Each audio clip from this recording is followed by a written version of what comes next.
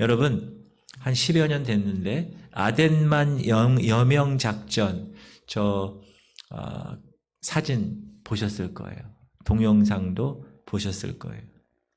2011년에 소말리아 근처를 지나가던 중동의 그 해역을 지나가던 화물선, 주얼리 화물선, 3호 주얼리 화물선이 소말리아 해적에 의해서 납치됩니다. 그래서 그 납치된 그 배를 구출하기 위해서 대한민국 해군 청해부대가 해상 작전을 펴죠. 그래서 성공합니다. 한국 군이 해외에서 수행한 최초의 인질 구출 작전입니다. 납치 6일 만에 청해부대 소속 해군 특수전전단 UDT라고 하는, 그 다음에 SEAL이라고 하는 그 부대 팀이 급습하죠. 그래서 해적 8명을 사살하고 5명을 생포합니다. 그리고 동시에 인질이 21명이 있었어요.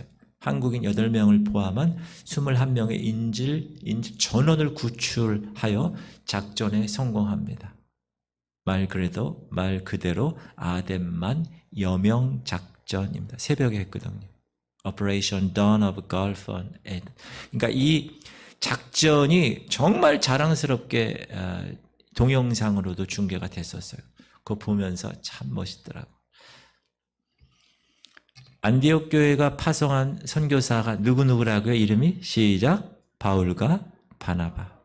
어찌 보면 선교 사역은 죄의 세력에 붙잡힌 사람들을 구출해내는, 그래서 어디로 데리고 와요? 하나님 품으로 데려가는 그런 작전을 수행하는 것이 아닌가 생각합니다. 바울과 바나바가 이제 하나님의 거룩한 선교사로 부름받고 안디옥 교회에서 파송돼서 어떤 때는 사역하다가 쫓겨나기도 하고, 어떤 때는 신으로 추앙받기도 하고, 어떤 때는 돌에 맞아 거의 죽은 줄 알고 버려지기도 하면서 참 극적으로 1차 전도 여행을 수행합니다. 그리고 이제 그걸 다 마치고 다시 파송한 안디옥 교회로 귀환하는 과정을 오늘 여러분 본문 말씀을 읽었습니다. 오늘 본문 말씀은 그 귀환 여정과 그 귀환 보고에 관한 내용입니다. 이로써 바울의 1차 선교 여행이 끝이 납니다. 가장 좋은 거는 여러분 뭐냐면 교회에서 1차 선교 여행을 배우는 거예요. 이렇게 오늘처럼 2차 선교 여행도 배우고 3차 선교 여행도 배워요. 바울이 어떻게 갔다. 그리고 나서 어떻게 하는 게 좋으냐면 그 배운 사람들을 다 모시고 터키로 진짜 가는 거예요. 가가지고 여기가 안디옥입니다. 여기서 구브로로 파송됐죠. 구브로 또 가는 거예요. 거기서 점심 먹고 그 다음에 비시디안 안디옥으로 또 가는 거예요. 거기 가서 여러분 여기가 비시디안 안디옥입니다. 그리고 또 어디로 가요? 이고니안으로 가서 또 루스트라로 가고 또 더베로 가고, 그리고 나서 우리 이제 다시 돌아옵시다. 다시 집에 오는 거예요. 1차 여행하고 오는 거예요. 그런 식으로 하는 게 가장 좋은데 그런 기회가 있을 줄 믿고 오늘 이렇게 우리가 공부하는 거예요. 그래서 바울은 루스드라에서 돌에 맞아 죽은 줄 알고 버려지지요. 바울은 돌에 맞으면서 무슨 생각을 했을까? 여러분, 바울이 돌에 맞으면서 무슨 생각을 했을까요? 과거에 자기로 인하여 돌에 맞아 죽은 스데반을 생각했을 것입니다. 과거에는 자기가 스데반 돌로 쳐 죽이는 일에 가담했는데 이제는 거꾸로 자기가 스데반 위치에 있게 되는 것이죠. 20절 시작. 제자들이 둘러섰을 때 바울이 일어나 그 성에 들어갔다가 이튿날 바나바와 함께 더베로 가서. 자, 일어난다라는 단어는 헬라말로 여기서 쓰인 단어는 하나님이 예수를 죽은 자 가운데서 일으키셨다. 즉 부활에 사용된 단어입니다. 하나님께서 돌에 맞아 시체와도 방불된 바울을 일으키셨다는. 여러분, 돌에 맞아 뭐 돌에 맞아본 적도 없으시겠지만 돌에 맞아 거의 죽을 뻔해서 버려진 상태라면 얼마나 아프겠어요. 그렇죠? 그러면 이제 어떤 생각을 할까요? 바울이 야 이제 몸 좀 사리고 전도해야 되겠다. 이런 생각을 할 만하죠. 그러나 그는 그런 생각 아랑곳하지 않고 더베라는 곳에 가서 다시 복음을 전합니다. 1차 선교 여행의 끝이 더베입니다. 시작. 복음을 그 성에서 전하여 많은 사람을 제자로 삼고 루스드라와 이고니온과 안디옥으로 돌아가서 처음에는 안디옥, 이고니안, 루스트라, 더베로 갔죠. 근데 귀환하는 과정이 거꾸로 됐어요. 그렇죠? 더베, 루스트라, 이고니안, 안디옥 이렇게. 자, 이 지역은 겨울에는 아주 혹한과 폭설이 있는 곳입니다. 전도 여행하기가 힘듭니다. 그래서 한 텀 쉬려고 다시 파송했던 안디옥 교회로 귀환하게 됩니다. 지도를 보면 지금 오른쪽 3시 방향이 안디옥에서 파송한 거잖아요. 그래서 6시 방향 어디로 갔다고요? 처음에 구브로 섬. 구브로 섬은 뭐랑 비슷하게 생겼다고요? 그건 잘 아십니다. 거기가 누구 고향이라고요? 바나바 고향이라고. 그래서 어디로 갔어요? 버가를 거쳐서 저 비시디안 안디옥 11시 방향 갔다가 이고니안 거쳐서 루스라 거쳐서 더베로 갔어요. 자, 여러분 지도를 잘 보시고 그러면 더베에서 선교가 다 1차 끝났어. 그러면 오른쪽 3시 방향으로 안디옥으로 오려면 어떻게 와야 돼요? 그냥 더베에서 안디옥으로 오면 되지. 맞습니까? 그런데 이 바울과 바나바는 다시 루스드라로 거꾸로 이고니안, 비스디안 안디옥, 다시 아탈리아 쭉 가지고 구브로 이렇게 왔다는 거 아니에요. 구브로는 안 거치고 곧장 갔다는 거예요. 자, 여기서 그러면 왜 곧바로 신속하게 안디옥까지 갈 수 있었는데 왜 왔던 길로 되돌아갔을까라는 생각을 할 수 있습니다. 왜 그렇게 했을까요? 그거는 다시 재방문해서 도시들에 있는 전도한 사람들, 복음을 받은 사람들이 지금 적대자들에게 위험에 처한 이러한 상황이 있는 것을 혹은 바나바, 바울을 죽이려고 벼르고 있는 그런 사람들 더 돌에 맞았던 바울에게 마음과 몸에 상처가 많았던 그런 곳으로 다시 돌아가는 것은 가가지고 내가 죽을 줄 알았지 하면서 서프라이즈 하려고 간 게 아니라 오늘 본문에서는 왜 돌아갔는지 이유는 설명하진 않아요. 그러나 다시 돌아가서 한 활동을 보면 바울과 바나바가 왜 그 위험하고 먼 길을 돌아서 다시 갔는지를 알 수 있습니다. 22절부터 보면 시작. 제자들의 마음을 굳게 하여 이 믿음에 머물러 있으라 권하고 또 우리가 하나님의 나라에 들어가려면 많은 환난을 겪어야 할 것이라 하고. 예, 바울과 바나바는 복음을 전했어요. 1차 전도 여행 때. 그리고 복음으로 낳은 영적인 자녀들이 있어요. 곳곳에. 여러분, 복음을 전해서 응애 해산의 수고를 했어요. 여러분 여기 여자들 많이 계신데 아기를 낳으셨잖아요. 얼마나 해산의 고통이 큽니까? 그러나 해산의 고통뿐만 아니라 양육의 수고도 해야 됐기 때문에 처음에 갔을 때 해산의 수고를 했다면 다시 돌아올 때는 제대로 신앙생활을 하고 있는가 권하고 여러 가지 조언을 하기 위해서 양육의 수고를 하기 위해서 다시 돌아갔다. 왔던 길로 돌아갔다. 첫 번째 이유가 바로 그겁니다.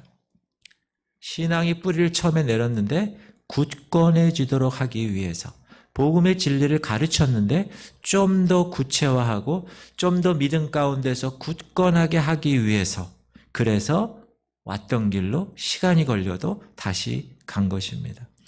바울과 바나바가 이 도시들에 처음 방문했을 때는 복음을 선포했습니다. 그때는 복음을 아무도 몰랐으니까. 그래서 그 복음에 이끌려서 믿음을 가진 사람들이 있었습니다. 근데 그 사람들이 믿음을 가졌더라도 아직 베이비입니다. 성장하지 못했습니다. 그래서 그 복음에 함축된 깊은 진리를 깨닫지 못한 그 사람들에게 다시 한번 정확하게 가르치고 구체화시키기 위해서, 그리고 이 복음을 받은 사람들은 지금 위협 가운데 살아갈 수도 있는 거예요. 왜냐하면 그 당시에는 복음을 전하면 돌에 맞아 죽을 수도 있는 상황이었잖아요. 바울이 그걸 경험했잖아요. 그래서 자기들이 복음을 전했던 그 사람들이, 아직 믿음이 작은 자들, 그 사람들이 그 주변의 영향에 굴복하지 않고 믿음에서 떨어지지 않게 하기 위해서 말씀에 대한 더욱 깊은 이해와 말씀에 대한 더욱 큰 확신이 필요한 것이었어요. 그래서 이들에게 필요한 진리를 더욱 온전히 가르치고자 하는 열망이 이 바울과 바나바에게 있었다. 그래서 곧바로 집에 지름길로 갈 수 있었지만 그 머나먼고 그 위험한 길을 선택해서 다시 지름길을 멀리하고 다시 왔던 길로 되돌아가게 된 것입니다. 참 대단한 분이라는 생각이 들어요. 두 번째, 지름길을 멀리하고 다시 왔던 길로 간 이유는 뭐냐면, 분명히 복음을 받은 사람들에게는 환난이 있다는 것을 알고 있기 때문에 그 하나님의 나라를 위한 환난을 두려워하지 말도록 하기 위한 것입니다. 바나바와 바울을 핍박한 사람들은 지금 바나바, 바울이 떠났으니 이제 남아있는 신자들도 어떻게 했을까요? 핍박했겠죠. 근데 이 사람들은 아직 믿음이 얼마 성장하지 못한 사람들이잖아요. 그런 상황에서 핍박에 부딪히면 어떻게 됩니까? 이렇게 생각하죠. 내가 예수 믿었는데 왜 이런 핍박이 왔어? 내가 예수님이 구원자라고 내가 고백했는데 왜 이런 환난이 왔지?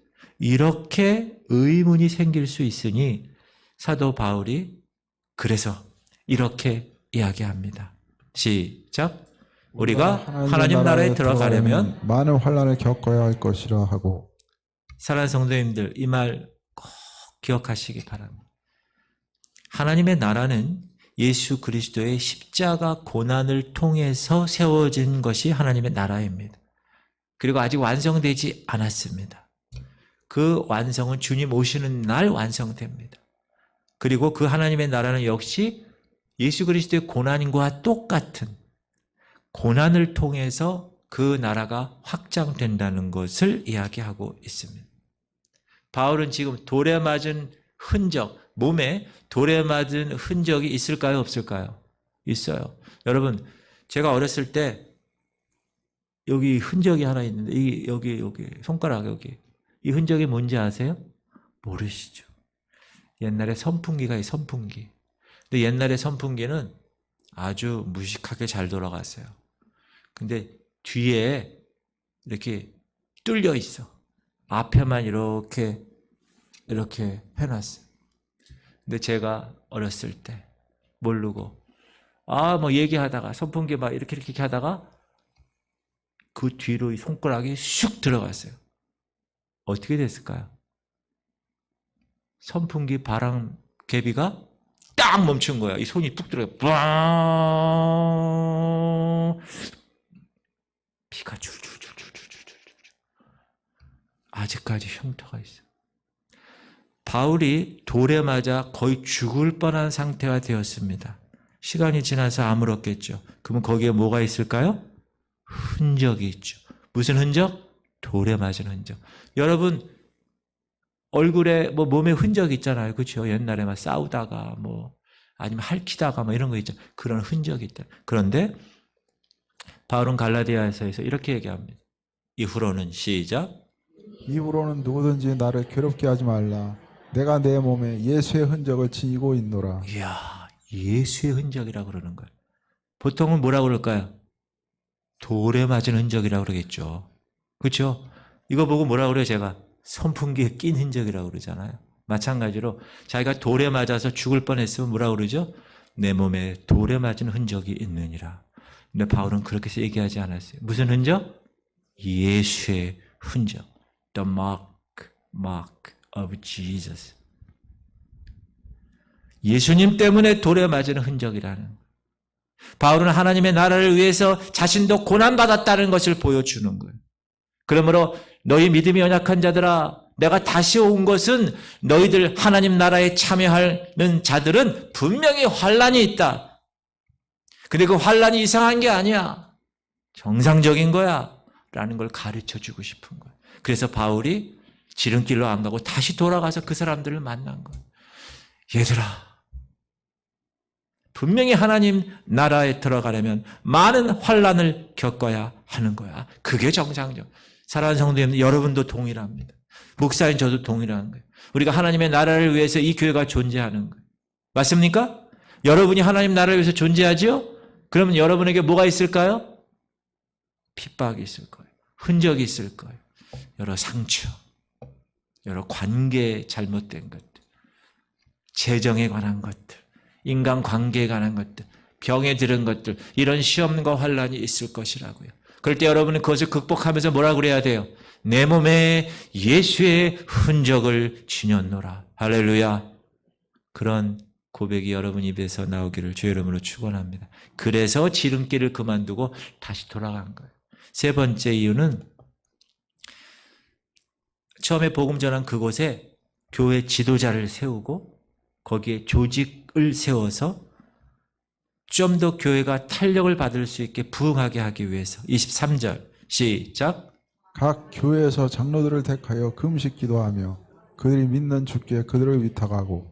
각 도시의 교회에 누굴 택했다고요?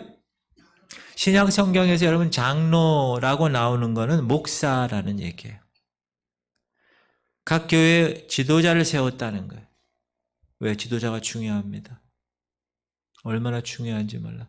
여러분, 우리가 느헤미야 공동체 성경 읽기 했잖아요.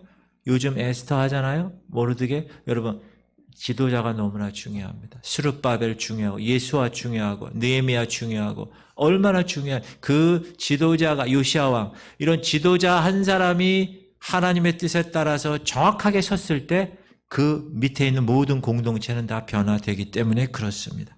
그래서 각 교회 지도자를 세워서 그를 중심으로 교회를 이끌도록 조직한 거예요. 목회자들을 중심으로 교회가 굳건하기를 금식기도 하면서 교회 주인이신 하나님께 위탁한 겁니다. 이렇게 바울과 바나바는 도시를, 자기들이 먼저 와서 복음을 전했던 그 도시를 다시 거꾸로 재방문하면서 이와 같은 일을 한 것입니다. 이게 편안한 일이었을까요? 아니요. 위험 부담을 안고 시작한 거예요. 왜? 돌로 맞았는데. 이번에 또 맞을 수도 있는데. 그러나 성도들을 만나고 그들을 권면하고 그들에게 이 모든 것들을 잘 지도했을 때 이들은 어떻게 생각했을까요? 아유, 다시 오길 잘했어. 그래, 내가 여기 힘들어도 다시 오길 잘했다. 그들은 무엇을 봤을까요? 초보적 신앙 가운데 있었던 사람들이 이제 확신 가운데 들어가는 것을 볼 수 있었어요. 잘 왔다. 바울과 바나바는 그렇게 생각했을 거예요. 의심 가운데 선 사람들이 의심에서 벗어나서 야, 하나님 나라를 위해서는 환란이 반드시 있구나. 환란에도 굴하지 않는 믿음의 사람들이 되어가는 것을 보고 아, 내가 잘 왔다. 지름길로 안 가고 다시 여기 와서 다시 한번 얘기하는 거, 권면하는 거 너무 잘했다. 세운 교회가 든든히 세워지는 것을 봅니다. 그래서 먼 길을 돌아가는 그 여정에서의 피로가 싹 사라졌을 것입니다. 사랑하는 성도님들, 우리도 마찬가지입니다. 우리는 보통 우리의 삶이 평탄하기를 원합니다. 물론 무조건 환란의 길을 가는 것은 무모한 짓일 수 있습니다. 그러나 때로는 쉬운 길이 있지만 그 길을 두고 힘든 길을 돌아가야 할 때가 있습니다. 하나님이 그렇게 시킬 때는 순종하는 거예요. 뜻이 있으니까. 위험 부담이 있다는 것을 알지만 과감하게 도전해야 할 때가 있습니다. 피할 길이 보이지만 물러서지 않고 온몸으로 피하지 않고 그 모든 것들을, 그 고난을 수용할 때가 있습니다. 사랑하는 성도님들, 신앙생활의 궁극적인 목표는 하나님 나라에 있습니다. 그래서 하나님 나라를 위해서라면 그럴 만한 충분한 가치가 있다고 판단되면 그렇게 하는 겁니다. 여러분, 환란의 모양과 환란의 유형은 다 달라요. 사람마다 달라요. 시대마다 달라요. 처한 환경에 따라 다 다른 겁니다. 그러나 주를 위한 환란이 있는 곳에는 반드시 하나님의 능력도 같이 있는 것입니다. 그래서 우리는 하나님의 나라를 위해서 환란 받는 것을 기뻐하는 거예요. 그런 성도님들 되시기 바랍니다. 너희가 여러 가지 시험을 만나거든 온전히 기쁘게 여기라. 명령이에요. 하나님 왜 이렇게 내가 신앙생활 제대로 해보려는데 왜 우리 가정에 나한테 이런 일이 생겨요? 내가 왜 아파서 병원에 입원합니까? 그런 거야. 그건 초보 중에 초보예요. 하나님 나라를 위해서는 이런 환난도 내가 장애물도 뛰어넘을 수 있는 믿음을 주심을 감사합니다. 이 환난을 뛰어넘게 하시옵소서. 할렐루야. 그런 멋진 용사들 다 되시기를 주의 이름으로 축원합니다. 이 바울과 바나바는 이제 더베에서 거꾸로 루스드라, 이고니온, 비스디안, 안디옥을 거쳐서 고구마 섬은 안 들르고 곧바로 이제 수리아 안디옥으로 가는 거예요. 다시 한번 보세요. 더베에서 루스트라, 이고니안, 비스디안, 안디옥에서 이제 다시 가는 거예요. 안디옥으로. 시작. 거기서 배 타고 안디옥에 이르니 이곳은 두 사도가 이룬 그 일을 위하여 전에 하나님의 은혜에 부탁하던 곳이라. 27절 시작. 그들이 이르러 교회를 모아 하나님이 함께 행하신 모든 일과 이방인들에게 믿음의 문을 여신 것을 보고하고. 바울과 바나바를 하나님의 은혜에 부탁해서 파송한 안디옥 교회로 무사히 돌아왔다는 것만 해도 감격스러운 일일 것입니다. 그렇죠? 돌에 맞아 죽는 경우도 있는데 그래서 살아왔으니 성령님의 지시에 따라 두 사람을 따로 세워서 우리가 사도행전 초반에 보냈잖아요. 두 사람을 안수해서. 그 보낸 안디옥 교회는 그간 이루어진 바울과 바나바의 선교 사역에 대해서 궁금했을까요? 안 궁금했을까요? 궁금했지요. 그래서 이제 그 사명, 그 사역을 마치고 온 두 사람이 교회에서 보고를 하겠죠. 귀한 보고회. 저희 교회도 이제 좀 하나님께서 이끄시면 우리도 이제 해외 아웃리치도 가고 국내 아웃리치도 가고 가서 선교를 같이 감당하고 보고도 하고 뭐 이런 일이 있었으면 좋겠습니다. 두 사람은 이번 선교 여행의 결과 또 성과 이런 거를 하나님만 알고 우리만 알면 되지. 그건 뭘 그렇게 얘기를 해?가 아니었어요. 여러분 그동안 있었던 일을 보고하고 교회와 함께 공유한다는 것은 이 일을 함께 기도로 동참한 성도들에게 대한 존중이고 예의입니다. 여러분 선교는 따라합시다. 선교는 선교사만의 일이 아닙니다. 우리가 러시아 해외 선교도 우리가 지원하고 있고 우리 교회가 그다음에 동인천 광장의 교회 무형 교회지요.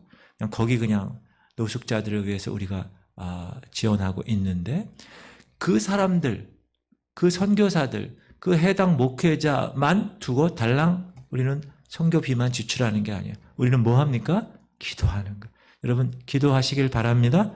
러시아 선교사 가정을 위해서 기도해 주시고 동인천 광장 교회를 위해서 기도해 주시는 거예요. 그 광장에서 술 취한 사람들, 노숙하는 사람들을 정말 낮고 천한 자리에 가서 그 사역을 하는 그 전도사님 얼마나 귀한 일을 하는데 우리가 거기에 직접 가지는 못하더라도 우리가 기도하고 후원하고 이런 일은 너무나 귀한 일이라고 생각합니다. 선교는 여러분 교회의 공동체에 주신 명령입니다. 그러면 온 성도가 다 관심을 가지고 온 교회의 모든 성도들이 다 소통하고 그 열매도 함께 공유해야 합니다. 그래서 선교 보고를 항상 하는 거예요. 우리가 바울과 바나바와 같은 과정을 겪었다면 여러분 어떻게 보고하시겠습니까? 아마 이렇게 보고했었을 거예요. 방문한 도시가 얼마나 위험한 곳이었는지 그 가운데 얼마나 어려움을 겪었는지 돌에 맞아 죽을 뻔한 것들 극적이고 감동적인 것을 보고했을 것입니다. 물론 그들이 겪은 것을 말했을 것입니다. 그러나 오늘 성경에 보니까 그 보고의 핵심만을 기록했는데 그건 두 가지입니다. 핵심. 첫 번째는 하나님이 함께 행하신 모든 일. 이게 핵심이라는 거예요. 분명히 두 사람이 선교사로 파송되었지만 누가 한 일이라고요? 하나님이 함께 행하셨다는 거예요. 그 선교사들과 함께. 두 번째는 이방인들에게 믿음의 문을 여셨다는 거예요. 그 두 가지가 핵심입니다. 보고 내용의 핵심. 시작. 그들이 이르러 교회를 모아 하나님이 함께 행하신 모든 일과 이방인들에게 믿음의 문을 여신 것을 보고하고. 선교여행을 통해서 이루어진 모든 것은 다 하나님이 행하신 것이라고 보고한 것입니다. 그 이면에는 항상 하나님께서 성령님을 통하여서 하셨다라고 이야기합니다. 물론 여전히 환난이 있었고 적대적인 세력이 있었다. 그러나 하나님께서 그 이방인들에게 믿음의 문을 여셨다. 이렇게 보고했다는 거예요. 사람들의, 여러분 이렇게 보고할 수도 있어요. 거기 갔더니 얼마나 극심히 반대하는지 몰라요. 다들 사람들 마음이 닫혀 있어요. 복음 전하기가 너무 쉽지 않았어요. 라고 보고했어도 잘못된 보고는 아니었을 것입니다. 아니 사실에 더 가까웠을지도 몰라요. 그러나 어떻게 보고해요? 이방인에게 믿음의 문을 여셨습니다. 이제 문이 열릴 거라는 거예요. 하나님께서 이방인 선교를 본격적으로 시작하셨다는 신호로 본 것입니다. 이것은 시작에 불과하다는 거예요. 그리고 그 문을 여셨으니 이제 그 열린 문으로 복음을 들고 계속 가야 된다. 이렇게 보고한 겁니다. 사랑하는 성도님들, 우리가 똑같은 일을 경험했어도 전혀 다른 보고를 할 수가 있습니다. 바울은 현실에서 부딪히는 그 암울한 벽, 시험, 환난, 돌 맞고 거의 죽을 뻔한 그런 암울한 벽에서 좌절하지 않았다는 거예요. 날라오는 돌들, 눈앞에 현실의 포로가 되지 않았다는 거예요. 그는 어려운 현실 속이었지만 그럼에도 불구하고 하나님이 함께 하셔서 하나님을 통하여서 도리어 희망과 가능성, 이방인의 선교의 문을 열었던 가능성을 보았다라고 얘기합니다. 그리고 그 열린 문을 통해서 이제 이루어질 그 미래를 믿음으로 바라보게 되었습니다. 왜 그러냐? 그렇지 않았으면 여러분, 이 바울이 2차 여행, 3차 여행 가지 않았을 거예요. 그렇죠? 1차 여행은 끝났을 거예요. 거기 한번 갔더니 안 되겠어요. 거의 죽다 왔어. 다시는 안 가. 이렇게 됐을 거야. 그러나 그렇게 보고하지 않았다는 거예요. 하나님이 이방인들에게 믿음의 문을 여셨다는 거예요. 그리고 그 문을 연 그 문으로 복음을 들고 우리는 계속 가야 됩니다. 라고 얘기한 거예요. 사랑하는 성도님들, 여러분도 동일하게 하나님이 함께 하실 미래를 바라보시길 바랍니다. 현실에 벽이 있어요. 다 사람마다 다 있어요. 하나님이 다루시는 거예요, 지금 다 여러분들을. 근데 그 현실의 벽을 넘어설 수 있는 사람, 그 사람, 그리고 긍정적인 마인드를 가지고 하나님이 선하게 이루실 것이에요. 하나님을 사랑하고 그 뜻대로 부르심을 입었으니 모든 것이 합력하여 선을 이루는 하나님을 내가 믿어 라고 외치면서 나가는 사람, 그 사람을 하나님이 쓰시는 거예요. 그런 교회가 하나님의 교회인 거예요. 할렐루야. 그 주인공이 여러분 되시길 바랍니다. 바울과 바나바의 1차 선교 여행은 이렇게 마쳤습니다. 사도행전에 기록된 바울의 1차 선교 여행의 기록을 돌아보면 여러분, 베드로와 바울을 이렇게 약간 의도적으로 대조하는 것을 알 수가 있습니다. 자, 베드로는 유대인을 위한 사도였어요. 그래서 예루살렘 교회의 목사님이었어요. 자, 베드로가 예루살렘을 벗어나서 첫 사역지 사마리아로 갔을 때 빌립 집사 때문에 마술사 시몬이 있었어요. 근데 바울도 오늘 우리가 사도행전에서 배운 것처럼 첫 사역지 구브로 고구마 섬 거기 갔을 때 마술사 바 예수를 만났잖아요. 또 베드로의 첫 설교 때 그 설교 내용이 뭐냐? 예수 그리스도의 부활을 논증하기 위해서 구약을 인용했어요. 근데 바울도 첫 설교가 같은 구절을 인용해서 예수 그리스도의 부활을 논증했다는 거예요. 자, 베드로의 첫 번째 기적은 뭐죠? 성령 충만함 받고 요한과 같이 성전에 들어가다가 미문에 앉은 뱅이에게 뭐라고 그러죠? 은과 금은 내게 없거니와 내게 있는 것으로 내게 주노니 곧 나사렛 예수 이름으로 일어나 걸으라 했을 때 그가 일어나 걷고 뛰고 하나님을 찬양했잖아요. 바울도 못 걷는 장애인을, 태어나면서부터 못 걷는 장애인을 걷게 했죠. 어디서? 지난 시간 배웠죠. 어디서? 루스드라에서 태어나면서부터 못 걷던 그 장애인을 그러니까 걷게 하니까 어떻게 됐어요? 신으로 여겼잖아요. 신으로.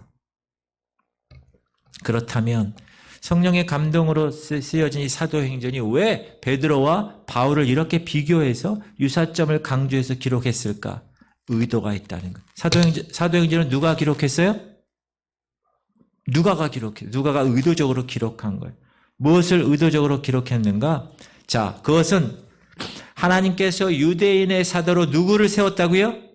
베드로를 세운 것처럼 이방인의 사도를 위해서 누구를 세웠다는 거예요? 바울을 세웠다는 것을 드러내기 위한 것입니다.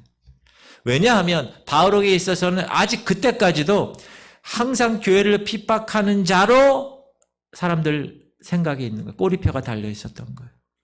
그래서 의심의 눈초리로 본 거예요. 야, 저 친구가 다메섹에서 예수를 만났다는데 과연 만난 거야, 안 만난 거야? 이렇게 생각했다는 사람이 많았다는 거예요. 유대인들은 여러분 이방인들에게 우호적이지 않아요. 그러니까 바울이 이방인 교회, 이방인 그릇으로 택했잖아요. 예수님이, 하나님이. 그러면 그 이방인에게 복음을 전해서 이방인들이 변화받은 것에 대해서 유대인들은 탐탁지 않은 거예요. 자기네들 선민들만 중요하다고 생각하는 거예요.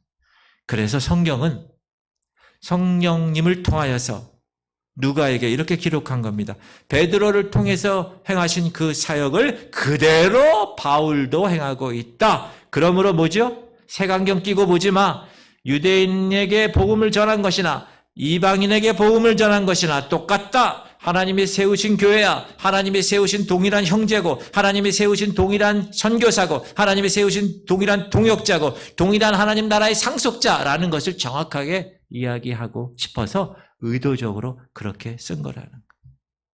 그리고 처음 사도행전에 이제 기록할 때 바울과 바나바 이렇게 얘기하는데 두 사람이라고 기록했는데 오늘 14장부터는 두 사도라고 기록하는 거예요. 여러분 원래 사도라는 말은 apostles, 사도라는 말은 원래는 예수님이 직접 같이 사역을 했던 12명의 사도를 사도라고 그러는 거예요. 그 외에는 사도라는 말을 쓰지 않아요. 그 사도들의 제자들이 속사도라고 그래요. 원래는 12사도 이외에는 붙여진 호칭이 아니었습니다. 그런데 바울과 바나바를 두 사도라고, 제자는 아니었는데 12제자가 두 사도라고 쓴 이유가 뭘까요? 똑같이 예수님으로부터 보냄을 받아 이방인 교회에 가서 복음을 전해서 원래 하나님이 12사도에게 이야기했던 그 사역을 동일하게 바울과 바나바도 했다라는 것을 이야기하기 위해서 그렇게 사도라는 이름을 썼다. 여러분, 사랑하는 성도님들, 지금 이 시간에도 사도행전은 계속 쓰여지고 있습니다. 아멘 하셔야지. 하나님의 나라가 완성되기까지, 주님 다시 오실 그날까지 주의 세력에 얽매여 있는 자를 구출하기 위해서 우리가 처음에 아덴만 여명작전 제가 말씀드렸죠. 복음의 아덴만 여명작전은 지금도 계속되고 있습니다. 이 작전을 위해서 하나님이 부르시고 이 작전을 위해서 하나님이 보내시는 일도 계속될 것입니다. 또한 복음을 위해서 그 복음에 합당한 환난도 계속될 것입니다. 그러나 그 환난을 뛰어넘는, 장애물을 뛰어넘는 성령님의 일하심도 계속될 것입니다. 그거는 성경에 그렇게 이야기하고 있어요. 그러므로 저는, 제가 바라기는 우리 지구촌 성결교회가 지금도 계속되고 있는 하나님의 그 구출 작전에, 영혼의 구출 작전에 함께하는 바나바와 바울들이 다 되시기를 축복합니다. 그것이 이 지구촌 성결교회가 존재하는 목적입니다. 이 교회 공동체에서 목사와 성도로 있는 저와 여러분이 존재하는 목적이 바로 그것입니다. 그리고 하나님이 이 교회를 통해서 죄의 세력에 얽매여 있는 자를 구출하기를 원하십니다. 그리고 여러분을 위해 통해서 그 구출 작전을 하기를 원하십니다. 아멘 하세요. 그러기 위해서 저와 여러분이 준비되어야 합니다. 전도가 뭐죠? 도를 전하는 것. 어떤 도를 전합니까? 십자가의 도, 메시지 오브 크로스, 십자가의 도를 전하는 존재. 구출 작전에 잘 감당하는 존재. 그렇게 감당하다가 사도행전 29장을 써 내려가는 존재. 그리고 주님 품에 안기는 존재. 다 되시기를 주 이름으로 축원합니다.